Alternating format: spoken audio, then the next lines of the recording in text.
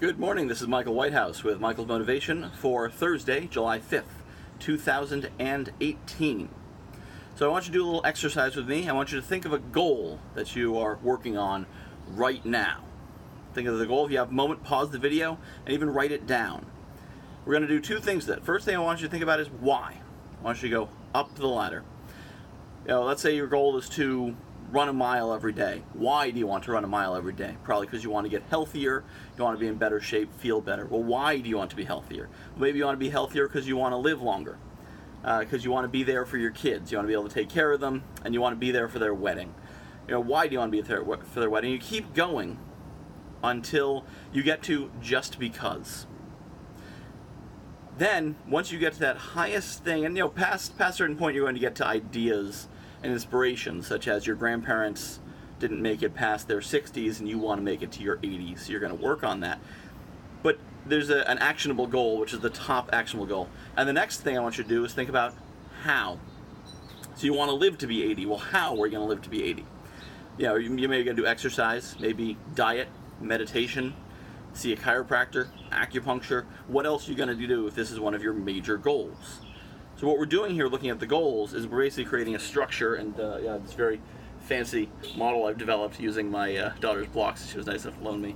So the one goal in the middle to think of, but there's goals above that and goals below that, and that creates a structure. Now the reason I'm talking about this is because someone posted a question about, well, what do you do once you've taken action and cemented a decision, but then you get into that long slog? It's not the excitement of the starting gun, it's not the finish line, it's that what they call sometimes the chasm of despair in the startup world. How do you get through that? And the answer is that you have your why and your how. And some of this, I just actually happened to read a section in Angela Duckworth's Grit, which talks about this, because grit is all about the concept of being able to push through the hard times to do what you need to do. There's an example of a potter who says that the first 10,000 pots are hard, but then after that it starts to get easier. Well, if your plan only involves making 1,000 pots and seeing what's going to happen, you're never going to make it to the promised land, to where you need to be. If you're doing a branding campaign, and branding's going to take you 6 to 18 months, and you're going to try a 3-month campaign and then see what the results are, you're never going to get any results. You haven't worked on it and stuck with that one goal long enough to really be able to get to where you want to go. So why the why and the how? I'm sure you've heard of Simon Sinek's concept of start with why. So why is what gets you through the hard times. When you're still confident that it's going to work, but you're tired and you think maybe there's something else that might get you there faster, or maybe this isn't even worth doing. If it's just I want to run a mile a day and there's nothing beyond that, well, you're tired one day, I'm going to sit in the couch today, maybe I'll do it tomorrow. But if you're envisioning seeing your child's wedding in 20 years, and you need to get your health to a certain point to get there or you're not going to make it, that's what gets you to strap those running shoes on every day. But the other part is how, because you can get to a point a couple of years out where you say, I don't even know if I'm on the right road. Like, I'm willing to go, I know where I want to get to in the end, but I don't know if this road that I'm on gets me there. And that's where the how matters. When you start, you need to sit down and say, how are we doing this? What is the process? Do I need to make 10,000 pots before I can consider myself a potter?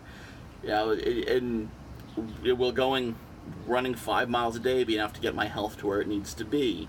I brought on about $250,000 of sponsors in the last year in my publishing business. To do so, I have had hundreds, I think close to 250, 300 meetings or so with potential sponsors to bring on that many. And some weeks were phenomenal. I'd bring on 2, 3, 4 in the same week, and sometimes I go 2, 3, 4 weeks with no progress.